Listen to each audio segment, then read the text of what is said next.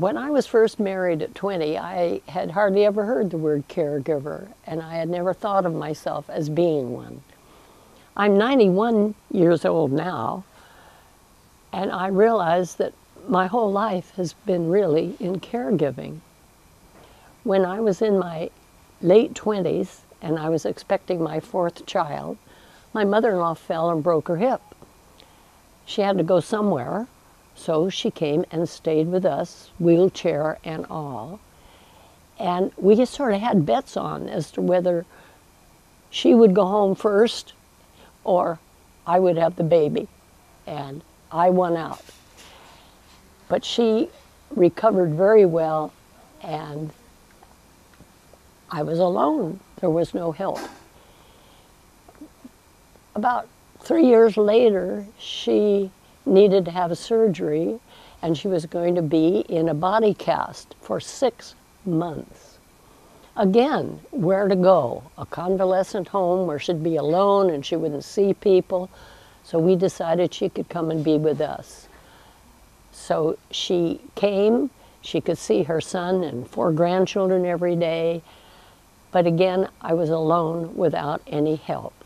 She recovered beautifully, and we went on with our lives.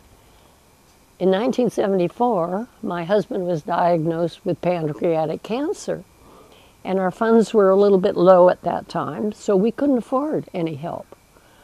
So we had a very special last year of his life with me as the caregiver.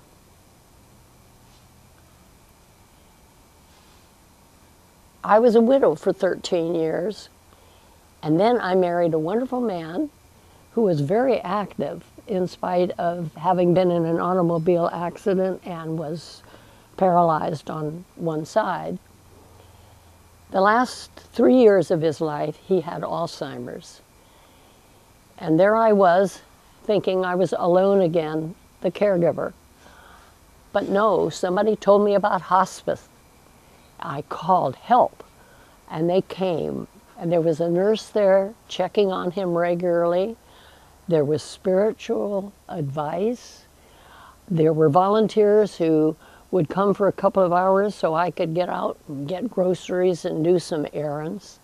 And best of all, he stayed in a hospice care center for 3 nights so I could go to San Francisco to have a family reunion.